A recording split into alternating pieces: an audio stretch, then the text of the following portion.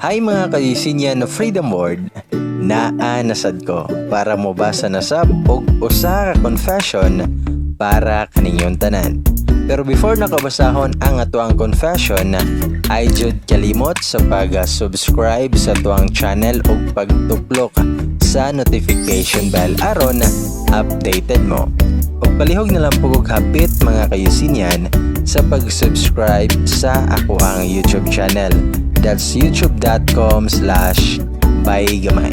Daghang salamat sa inyong kanunay nga pagpaminaw o pagsuporta sa tuang page o sa tuang channel.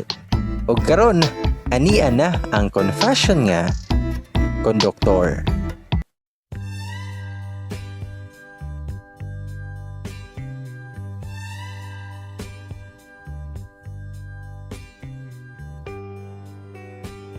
Caramel Story. Hi to all admins, readers, listeners, followers, supporters to this page, and may I request admin to please hide my identity for privacy. This is my real account. Daghang salamat. This is my first ever confession. Kay mahadlok ko nga ma-judge or mabash. Pero bahala na. I really wanted to share kung unsa ka drama nga akong love story. Basin na amoy mapulot nga lesson. I discovered this page through sa shared post sa akong friend. I hope that this will be posted. Thank you in advance, admin. Og dili na ta maglangan. My name is Caramel, 28, taga Davao City, pure bisdak. Ako ang klase sa babae nga medyo arting hilason. Murag 15. Unsay dagway be? Sakto lang sa height ug sa itsura. Sa skin lang ko nag-excel. Then fast forward ta. This was all started way back in college. Everyday ko nga nag-uli sa balay sa kontita. Which is ayaha ko nagsaka during my college days. Dili mosugot akong parents nga mag-boarding house ko. Kay lagi, the only girl ta. Upat may kabuk magsuon, ug ako ang youngest. Naa sila tanan sa Davao, ug ako lang ang naa sa Cebu that time. First 2 weeks, struggling kaayo. Especially during sa ting-uli, kay grabe kasakay. Plus traffic.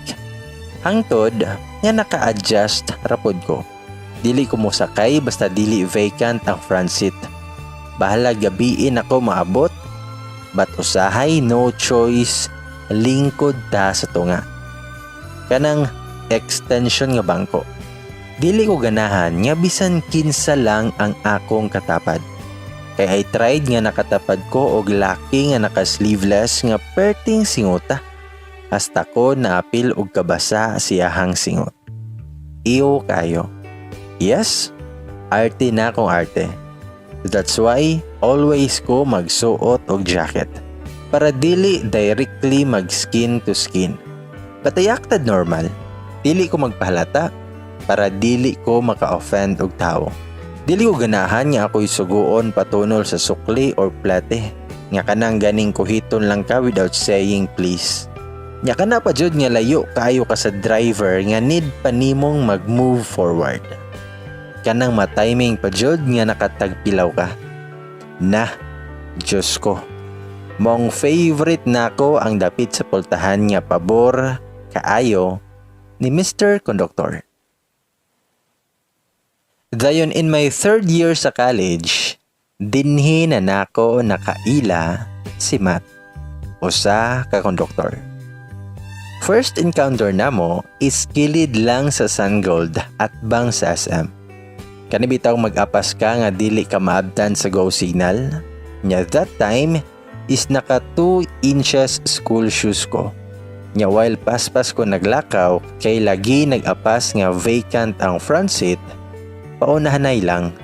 Nahibong ko kay murag dili naman balance ako nilakwan. Og sa dihang nabilin di ay ang lapalapa sa akong left shoes. Naglipog ko og ako ang balikan or mapadayon kog sakay.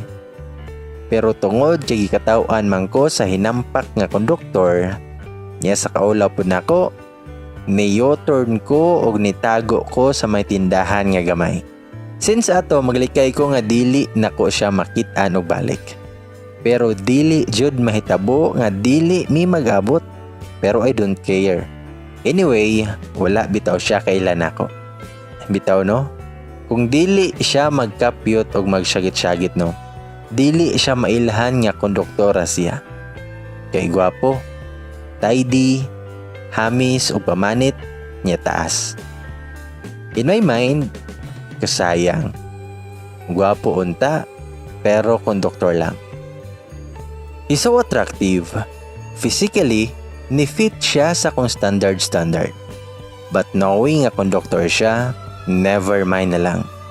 Gipa-eskwela gani ko sa kong parents, anya mapunta lang ko sa konduktor. No way. Hilaso no? Yes, gi-judge o gi-look down na ko siya. I already give my judgment to him without knowing him more. But I don't have any plan to know him. Even his name. Pero baga siya og lips, feeling close. KSP. But it feels me, kilig nga ngilo nga hilasan ko. Sige siya papansin, niya ubang pasahero nakisabay na pod siya ha.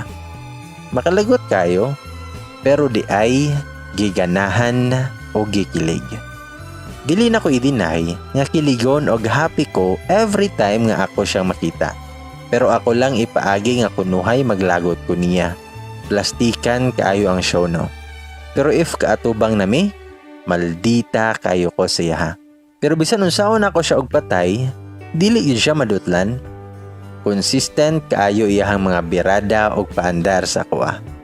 Hantod, ako na lang siyang gisakyan. One time, he asked my number, so ako lang po nga gihatag, and also my Facebook account. Hangtod nga slightly close na mi. He even reserved always a front seat for me. And free na ko sa plite. Maupod ako ampay. I don't even ask his background. I only knew few details of him. Pero siya sa kuha, halos tuwad-tuwaron ko sa mga pangutana. Nga makairita kay dili mi totally nga close. Then after pila ka man sa akong free ride, nag-confess siya sa kuha. Very unique ang iyang style. Kami lang duha ang passengers. Naka-family use ang signboard silang jeep. He looks so handsome. Decente kayo iyang postura. I knew in myself nga slowly na full ko siya. Pero maulaw ko nga may bawaan sa akong mga friends nga konduktor lang ako mauyab. So akong gi-stop o gi-control akong self para dili mo grow akong feelings. So akong gi-stop o gi-control akong self para dili mo grow akong feelings para siya. I never tried pa nga magka-boyfriend ay. Although na ako'y mga suitors pero dili na ko feel. Ako siyang gibasted. Pero after that, consistent gihapon among communications every day. Bisag walang kami. Until he asked me to go out for date. Wow ha, may pa-date pa. Sige, pagbigyan. Sa SM nag-lunch, afterwards nag-movie me. Gentleman o caring siya nga pagkatao. So sa akong una-una, pila kahani ka days nga biyahe iyahang gitigom para igasto karon aning iyahang pa-date. He told me nga dili sa siya manguyab og balik. Gusto lang niya nga ma-close og mahog akong loob sa iya. It didn't matter how long it may take as long as in a proper way nga dili lang ko mapugos. I can tell nga buotan siya. I told him nga moskwela siya kay sayang may hitsura niya feel na ko utukan jud siya. Kay the way siya mostorya. He paused for about 2 minutes while staring at me and he said, kaya man ako nga mahatag ni Montanan. Bisan konduktor lang ko. Marangal mani nga trabaho. Nabitaw uban nakahuman og eskwela, wala man gamita ang nahuman. Sa diskarte ra na daogon. And by the way, Ahead ay ginako ni siya og 3 years. I was 19 and 22 siya back then. Until niabot ang time nga samuka nako siyahang kakulit, he texted me nga magkita migbalik sa SM again. I replied him og yes, but wala na ko tungha. I switched off my phone. The following day, sakay na pod ko. He asked me kung nganong wala ko nitupad sa mga sabot. I told him nga emergency lang, and he understood. Among sabot 1 PM mag-meet, niuli siya pag close na sa mall. Imagine kung unsa kataas sa oras. Nabasa na ko iyang mga messages pero wala ako nag-reply. I switch off again. I don't know kung nakita niya nako nga kung mag-base ta sa akong batasan, bati ang akong gipakita niya. Katangahan sa gugma starts here. Until such time, nako'y crush sa school. Schoolmate nako. Ato langanlan og sikwa. Gwapo og perfect para nako. Pak na pak siya sa kuang pa-standard kunuhay. So much effort ko nga para mapansin niya. So success. Finally, noticed na jud ko niya. Pero dili pa mi uyab, getting to know each other pa mi. One time, akong gi-invite sa sikwa nga mag-adto mi og SM Lasyon for no reason. Naa siya'y own service. Pero ako, gusto nga mag-jeep rami. Gitiming nako silang oras sa biyahe ni Matt. Gusto na kong ipakita ni Matt nga wala na siya'y pag-asa kay naan ako'y boyfriend. Pagkakita ni Matt sa mua, I can see in his eyes nga na-hurt siya. I don't care kung unsa iyang ma-feel. It's my plan para muhunong na siya siyahang kakulit. Kay that time nga akong sugton si sikwa, dili ko gusto nga mo papel pa siya or mo eksena. Dayon almost 2 months ko nga wala na ko kita ni Matt. Wala na pod siya nag-contact sa kuha. I don't know why nga mura man noon ko og gimingaw niya kay nasanay ko nga everyday ko makadawat siyang mga messages. Pero gibaliwala lang nako. At least effective akong way. An mausad na ako ang gusto. Hangtod sa nagkauyab ni sikwa, legal na mi sa akong side. Pero sa iyang side is dili pa. At first few months sa among relasyon, smooth og happy pa mi. But later on, it slowly changed. Lahi akong expectations versus reality. Barkadista, bisyoso, ug addict siya sa mobile games. Always ko nga last priority niya. But gisabot ra nako kay love kaayo nako siya. Pero dili lang di siya sa mobile games addict. Pati na sa babae ug drugs. Many times na nako siya nga nasakpan nga nag-cheat sa kuha. Pero always nako siya nga gihatagan og chance even though he didn't ask for it. Magbeg ko siya nga magstay lang siya sa kuha bahala o mag-cheat siya nako basta kami pa rin. Unsa man ni? Karma na ba ni? Tungod kay love kayo nako siya, wala ko nibuhi. Gusto nako siyang i-guide. But niabot sa time nga dili lang emotionally tortured ko, pati na sa physical. Yes, manapat siya. But gitago o gitabunan nako ang iyang panakit nako. I just cried it loud. No one comforts me. I've never imagined ngayon ani akong nadangatan sa akong first boyfriend. Dili siya ganahan nga apaso nako. Pero always akong gibuhat kay gusto ko nga matarong siya. Nga malikay siya sa iyang bad influence nga mga friends. Pero wasted ra akong effort tanan. Kay mismo in front sa iyang mga friends, kaya ko niyang pakaawawan and sometimes he slapped me. And the worst is, iya kong gipugos og try sa mga buta nga dili nako kayang buhaton. Like drugs, inom, sigarilyo. Yes, naging sunod-sunuran ko niya. Kay naulipon ko sa gugmang giatay. Yes, akong gitry tanan. I'm afraid of losing him. Kay love, kaayo nako siya. Mag-almost 1 year na mi, giantos nako tanan. Isa lang kabutang ang dili nako kayang itry og mahatag siya ha. ang akong virginity. Yes, I'm still intact.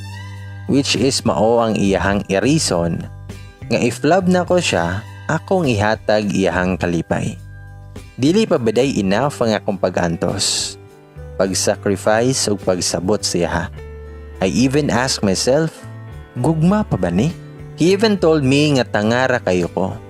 Iyar kong gisakyan, dili ko niya love, nga everything is part of the game ra.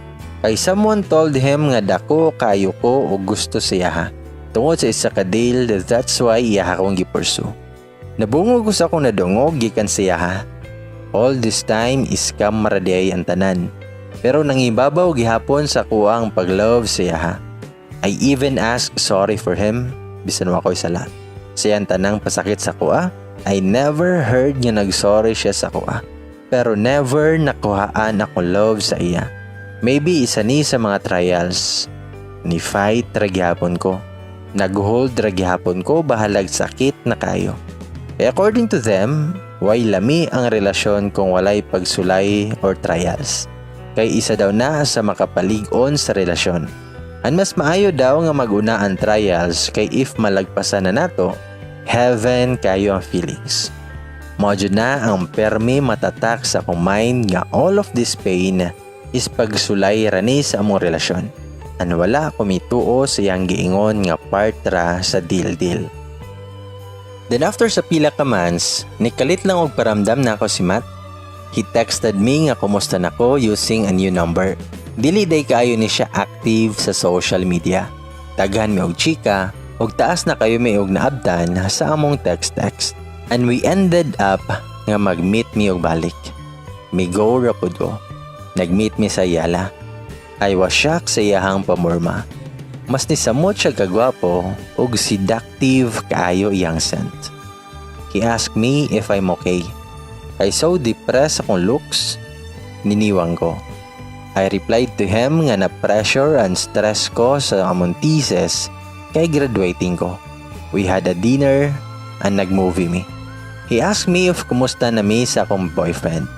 I'm hesitant to answer. But instead, I burst into tears. Nakuyawan siya. He asked me why. And there, I told him everything. After na ko na-confess sa iyaha, nigan akong pamati. Kay wala ko'y kapahungawan, giloob na ko ni for almost a year. Kay ni Sikwara nag-ikot akong life. Nawala akong circle of friends because of Sikwa's demand. He gave me a hug and tapped my back. Which is I never experienced ni Sikwa nga i-comfort ko niya. He asked me if he still have a chance. I quickly said yes. I told him, let's give a try. Patago ang mong relasyon ni Matt, pero I know in myself nga nahog ra siya nga rebound. And maybe he felt the same way. Kung unsa ko ka-martyr na side ni Sikwa, sobra ko kapinangga ni Matt. Kabaliktaran tanan. How I wish nga siya na lang unta si Sikwa. Pero bisan unsa ka pinangga, if dili nimo siya love, useless ra gyapon. On and off among status ni Sikwa. I know nga nag-cheat ko siya ha, or cheat ba ang tawag ani nga ako raman di ay ang nag-assume nga in a relationship me. The worst thing ako nabuhat, kay every Saturday lang akong gihatag nga time ni Matt. Di okay ra siya. He never complained as long as constant among communication. He never demand time from me. Then naglaag mi again sa Ayala. Clingy og sweet si Matt. He always hold my hands. Og sa dihang nagkita mi ni Sikwa sa Ayala. Na siya'y kuy nga girl. Nibuhi ko og kalit ni Matt. Sikwa asked me if Matt is my new boyfriend. I answered him quickly. No, he's just my friend. Then he told me that the girl with him is his new girlfriend. Wow, sakita Brad. Face to face man ang aminan. Then they walked away. Kami ni Matt, ihilom na kayo mi. Isa kami sa food court.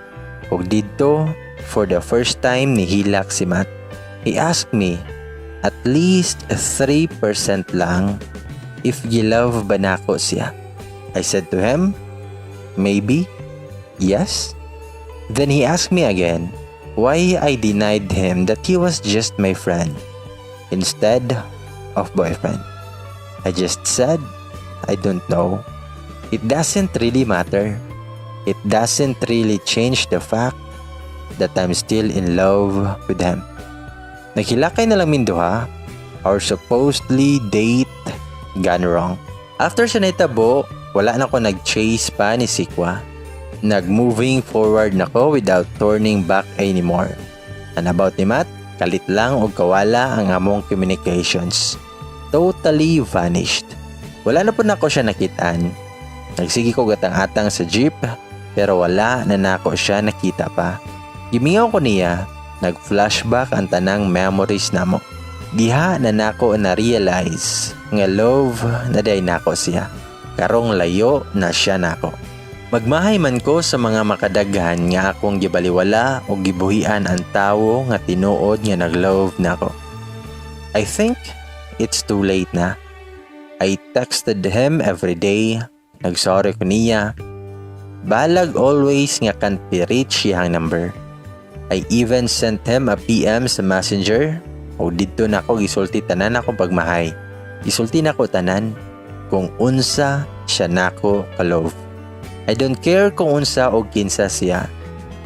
I told him nga sa among mga encounter sa jeep, i-appreciate na ko tanan nga that time is nagkagusto ko niya.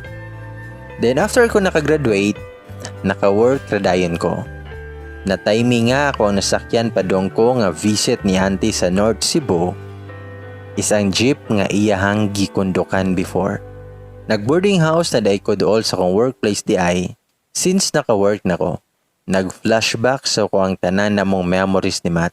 Ang among mga laughters, among mga jokes, ang among mga clinging away-away, among mga sungsungog.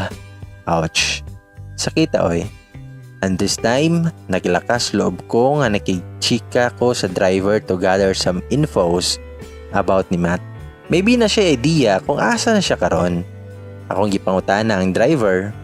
Nya kuya, kumusta man ang pamasada? Tubag si kuya nga, okay raman day. Pasurti-surti lang. Side ako kita, dili magkapariha. Og mingon ko nga, yeah, dawata niyo. Kay dako na kayo ko og utang ni mo ra ba? Kay pila ka bulan nga gilibre ra ko og plated diri ni Matt. Anyway nag-work naman pod ko. Ipuno lang ni si moang tubil. Mingon si kuya driver nga, ayaw ra dayo oy, may kog tanimo. O mitubag ko nga, ayaw kay kog yoy, amawon magudto si Matt. Mingon si kuya driver nga, okay ra inday oy, ayaw na to og huna-hunaa. Kay dili raman pod mangayo si Matt og bahin. Katong iya ha, suway-suway raman to og kondok-kondok para malingaw siya. Makuyawan gani ko kay basin mahulog niya, pero malingaw man siya. Umingon ko nga, ha? Mo ba ya? Asa naman din siya karon niya? Wala naman ko kita niya taod-taod na. Abi ko man og veteran to siya nga konduktor ni mo ya. Kumitubag si kuya driver, nga akong nahibaw anday, palargahay man to siya sa gawas. Ngadto nganhi raman to day. Kaya ang mga igsoon na ato, na naman sa gawas tanan. Pinangga kaayo sa mga igsoon, kay kamanghuran man, nya bugtong laki pa jud. Dili ko sure kung nagtrabaho ba siya or bakasyon lang kay murag engineer man to bata. Ha? Mo ba kuya? Igunsa day nimo siya ya? Mitubag si kuya driver, nga barkada to sa kong anak. Usahay sila man duha sa akong anak ang magkuyog-kuyog nga magkundok-kundok dere. Hala, mao ba ya? Mao na siya akong naingon. Na-speechless ko og nahilaw sa akong nadungog kay kuya. My God, kadaghan pa di ay nga wala na ako nahibawan about siya. Kaawaw ba di ay nga akong giingnan nga paiskulahon og tiwas. Nga engineer naman di ay. Motong nag-focus ko sa akong work, wala ko'y gi-entertain nga mga suitors. Kaya I'm still hoping nga mobalik si Matt. Og about ni Sikwa, happily married na siya sa kadto jud nga girl. Og one time, Nagkita mi sa isa niya nga amigo nga BI. I never asked him, pero kusa siyang nisulti sa kuha sa tanan ang about sa deal. And he asked sorry for me. Kay gusto na jud unta ako niya sultihan sa sinugdanan pa lang, pero mahadlok siya ni Sikwa. Kay ang deal di ay ni Sikwa, ang isa sa kong suitors ato langanlan og okra. The deal is if sugto nako og makuha akong virginity ni Sikwa, siya ang winner. It's all about money dayan tanan. Diyos ko, giusikan nako akong mga luha, sakripisyo, time, sa paggukod sa iyaha ug labaw sa tanan, giusikan nako si Matt. Wala na ko'y kalagot o kasakit ni Sikwa. Dugay nako naka-move on o gipasaylo na nako siya. Pero ang akong kasakit karon is naglisod ko og move on ni Matt. Nasakitan ko sobra. Karma is real jud. This time, ako na ang nagsigi og pangita siya. Maabot ra jud ay ang ilang giingon nga bawas-bawas or weather lang. My kind of relief is focus ko sa akong work, no suitors allowed. Nagtigom ko for my future. Gusto ko nga mag-travel goals. One time, nag-scroll ko sa FB kay wala man tay ka-chat. FB o YouTube ra jud tawan. After ni Matt, I never had a relationship, not even flings. Going back, nako'y nakita nga sa people nga you may know. Nami usa ka common friend. So akong gistok, confirm, it's Matt. Ouch. Sakita oy. Naghandom og nag-wait ko niya sod sa 3 years. Pero walay nagsugo na ako mga day. Happily married naman day siya. Og nasalay isa ka na. Happy kay sila. Silang tulo ang naa sa cover photos. Perte na kong maoy og hilak. Gusto na ko nga i-chat siya. Pero para unsa pa man? Para mag-ask ko sorry? No need na. Kay dili na importante ang imong sorry para siya. Forget it and move on na girl. Happy family na sila. That's the questions running in my mind. I didn't bother to ask my kuya nga nung friend sila ni Matt. Asa sila nag-ila, enough na nako nga happy na siya. And wala na chance nga mahitabo ang naay kami pa. Angay na ba nako mag-move on sa hingpit? Nag-decide ko nga mag-resign sa akong work. Gigrab na ko ang offer nga opportunity sa akong auntie nga nasa Canada. And maybe, it helps me para makalimtan o makamove on ako ni Matt. Kaya every time ko makita og jeep nga bound to north, masakitan ko pagayo. And one time, gihagad ko og night out nila Gia og team, which is unusual kaayo kay dili mahilig si Gia og night out. Pero si Tim mao niya ang life. Gusto lang nila nga mag-last banding me kay mag-resign ako. Basta daghan kay sila og kadramahan para mapayes ko. So ni-go na lang ko. Kiniday si Gia og Tim, sila kong best friends. They know everything about my painful past and they are my crying shoulders. Sa manggumi nag-adto nila Gia. I thought nga kami lang pero naaday sila yung mga other friend nga ginvite. Nag-order din mi og drinks. Busy na kay sila og sayaw. Anako, nara ko sa table, perte na kong yarok. Anad na ko aning taagay kaya nag-training ko pag-ayo ani sa academy ni Sikwa. Well, nagsige kong inom, anam og sakit akong dughan. Nag-flashback ta na namong memories ni Matt. Nagmaoy ko, ang tears ray nagdala sa drama aning panahon na. Nakahurot na ko og tulok ko bakit, pero ni samot man ang kasakit. Actually, nag-multiply akong vision pero I can still manage pa man. Nag-add ko another one bakit, and I'm about to open na unta. And suddenly I heard a voice saying, "Enough." I just replied nga, "It's okay, Tim." Because I thought it was Tim. I can manage, ako pa. Pero nito ay nakong ulo. Nihukdong na ko sa lamisa while nagsige og istorya og hila. And I can feel nga iyang gikuha ang battle sa akong kamot. Tim, sakita oy. Maglisod ko og move on ni Matt. Abi man ako nga dawat na jud nako nga happy na siya. Nganong nag-expect pa man ko Tim nga naa pa may chance. Dapat dili na ako mag-chase pa niya kay happily married naman siya unta. Love, kayo na ako siya. Nagmahay man ko Tim, pero it's too late na. Muna ikaw Tim, kay babaero ba kayo ka? Pahalagahi ang mga taong nag-love nimo. Kay diha na nimo ma-realize nga love nimo sila kung wala na sila sa mo. Nya kanang nabiya na sila nimo. And he replied, maybe yes. Physically ni palayo ko nimo pero ang akong love wala ni biya nimo Piang. Upon hearing those lines, nawasan ko og galit nga namugnaw nga nanginit akong tibok lawas. Kay he is the one who called me Piang. Which Piang og Pyong among call sign before. Akong giangat akong ulo kay base nabungog lang ko sa pila ka bakit nga ako rang nainom. Matt? I touched his face. Naglingi-lingi ko.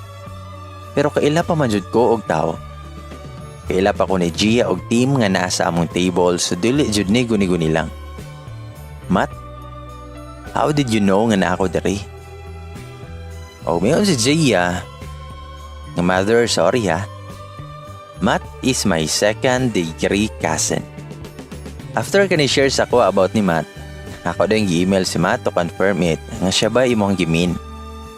And yes, he confirmed. Mother, sorry. Ako ang eyes and ears ni Matt. Supposed to be next 3 months pa siya muli dari sa Pinas pero pagkabalo niya nga mag-resign ka ug mag-adto ka og Canada, nipugo siya guli diri. Sorry nga gitago na ko nimo ang tanan. Tonight plano na ko ni tanan. Ganiha pa tao na siyang morning na abot og Cebu. And the rest is history na sa bar. That meaningful night, nikuyog ko ni Matt bahalag asa ko niya dalhon. Nawala na sa akong mind nga minyo na siya. At that moment, okay ra ko mahimong kabit. Pag dito ko niya gidala siyang condo unit. Ako siyang giingnan. Nga Matt, sorry. Itubag si Matt, nga it's okay Piang. Ako dapat na mag-sorry si Moha kay dapat wala ako ni Bia sa time nga nag-need ka og someone to comfort you. Pero Piang, tawar sad ko sa manimo. Masakitan po ko Piang. Tubago niya nga, about ni Gia, why inyong gitago sa kuha? Itubag si Matt nga, please forgive Gia. Ako ang nag-beg sa iyaha nga is-secret lang kay nangita ko perfect timing. Gusto ko nga totally healed na tangduha before we start a new beginning. And there, wala na mi kapugong sa tentasyon. Naitabo na mo. I know nga dakong salaog sa'yo pa mong gibuhat, pero nagpagtigbabaw ang akong love niya. He's my first and he's supposed to be my last, pero I know nga dili na mahitabo. Nakamata ko, heaven kayo kong feeling, lying beside the man whom I love the most. While tulog pa siya, nakita na ko yung phone nga nag-blink-blink ang nag-vibrate. Natempt ko nga i-open ako yung phone. Luckily no password. Akong give-view yung gallery. Ako kung nakita ang pictures nila. It was 2 years ago. I think it's a family day. So di rin ako nag-decide nga mo let go na jud ko ni Matt. Dili ko gusto nga mabungkag ang iyang happy family nga gibuild tungod lang nako. Nasayop ang ko pero kaya pa nako ning itama ang tanan. Before I leave the room, I just kissed him and said, I love you, goodbye Matt. Pyong, I love you so much. And again, I'm sorry. Wala siya kabantay kay grabe niyang kahago. Knowing agikan pa siya sa biyahe, ansa nahitabo po na mo. What I did, I changed my number. Nag-deactivate ko sa kontanang social media account. As if bod nga habulon pa ko. Pero advance lang ko mag-isip. Kaya I really want to move forward and start a new beginning. Wala na ko nibalik og duty anyway. 2 weeks naman lang before sa effectivity. Sa akong resignation. Nilo ko sa mua sa Davao, nag-process na ko sa akong mga papers, getting my credentials, and etc. Wala lang ako na malayan nga 2 months na ay since na itabo. Ang 2 months na puntaon since wala na nito nga akong monthly period. And I noticed nga nag-gain ko weight and always magsakit akong boobs every morning. Kanang inibangon ako. Ang dili ko ganahan maligo pero gibaliwala lang nako. Pero gi-confront ko ni mama. Ingon ako mama. Anak, sulti ko sa tinuod daw. Unsa man nak, buntis ka? Mitubag ko nga, Ha? Dili maoy? Naunsa na lang akong pagkanadaan eh. Besides, wala man tawon ko'y uyab maoy. So dili mag-all, nanambok lang jud ko tungod sa katapulan. Pero diri na ko gigulbaan og maayo, so to confirm sa tanan, nagpa-check up ko. Yes, confirmed. I'm pregnant. Mixed emotions, happy ko nga nag-all ko. Pero this is a great blessings. Nalipay ko nga na ako'y handumanan ni Matt. Tapos puso kong gidawat sa akong family. Si ante na disappoint siya pero nakasabot ang nadawat rapod niya. Careful kayo ko sa akong pagbuntis. Pag 6 months na sa akong tummy, na ay naabot sa mua nga taga-barangay. Huwag na-shock ko sa ilang kuyog. Ha? Really? Mag-unsa man sila diri. Nganong nakatuod ni sila diri? Di pwede nga mabawaan ko nga buntis ko. Pero no choice kay gi-entertain na ni mama si Matt og Gia. Mayon akong mama, nganak, ikaw man ilang gipangita. Unsa man, nakay utangan ni nila nga nidangop man jud ni sila sa barangay. Ako ginan ako mama nga ing nama, ina nawala ko. Ingon ako mama nga hilom diha, ayaw ko tudloy og pamakak. Hala, gawasan ni sila diri. Tarong sila nga ni Ari mao nga tubanga og tarong. Maong no choice ko. Gusto man ako iyak akong tummy pero dili na jud madala. Looy kaayo akong baby Matt kumapit. Og miingon ko nila nga, "Ay, naalagi mo." Pag may tubag si Gia nga, "Nganong nawag kang kaog kalit mother oy?" Tubag ko nga, "Giyon sa nimo pagkabalo sa akong address diri." Nitubag si Gia nga, "Hala mother, basit nalimot ka. Kauban ta og work before." Nihangyo lang taon ko sa HR nga akong uting kayo ni mong record. Kay grabe ka makadala og tago mother. Ako nakita sa mong files ang permanent home address nimo. Pag istorya mo masinsina ni Matt be. Kay naipit na ko ninyo. Nasacrifice akong work. Dili pa lang tamo love na bahala mo eh. Hilom na kay si Matt. Pero yung mata na aras akong tummy. I know nga na-notice siya. Ingon si Matt nga, "I miss you piyang." O gihag ko galit. Umingon ko nga, "Matt, please stop. Please maluoy ka. Ayaw na tawon pun ipa ko mga sala. Don't worry. Ipailaila ti ka sa atong anak pohon. Please don't act as if that everything is okay. Matt, una-huna ang imong family. Especially mong anak. Make them as your main priority." Mitubag si Matt nga, "Ha? Wala ko kasabot piyang." Tubag ko nga, "I know nga naa na kay family. Na kay asawa o anak." Tubag si Matt nga, "Yes, I know. Nga na ako'y future wife and baby and soon family. And which is kitang duha ang mag-build sa family." Ako siyang giingnan nga, "Ambot ni mo matoy. Dili ko pwedeng ma-stress bi aman. So please lang." Umitubag si Matt sa ko nga asa man ka nakakuha ng balita nga minyo na ko ba? If I know sa akong FB no, or sa akong phone. Mao na diha, next time mangutana lagi. Dili mo diretso o conclude. Piyang, ako taon tong sister Piyang. Single mother akong sis. That photo taken during the family day ni Kitty and ako iyahang daddy call. So please Piyang, ayaw tawon og run away be. Oh my God. Super ka-heaven sa akong feelings that time. And I'm so blessed. Despite sa akong mga sala o mga flaws sa kinabuhi, the rest is history na kay taas na kayo. And now we are happy family married ni Matt. Wow. Super kabuutan o kamapinanggaon si Matt. We might be started in awful beginning but we ended up in superb, wonderful, and blissful ending. I know nga dili maayo akong gibuhat ang mag-lockdown or mag-judge sa kapwa. I know nga tao rata og makasala lang datanan. Dili ta magpakasanta og santo. Importante nga nakabalota nga mo-accept sa itong mga kasaypanan. Ug anda mag-usab sa angay nga usbon. Bahala kung saon ko ninyo og bashed. Basta happy na ko together sa akong family. To you, my loving Pyong, take care always. Bisan LDR ta, pero feel na to abot kamay ra ang atong distance. We love you so much. O karon mga kayusinyan Freedom Board, ni ay update aning confession ni Caramel nga konduktor. Hi everyone! Thank you kayo sa inyong pagbasa o pagpaminaw. Thank you admin sa pagpost. I admit nga nasakitan ko sa inyong mga comments pero tawhanon rata mga inday og dudong. Maybe dili mortal sins ang ako mga nabuhat pero dako gihapon nga sayo.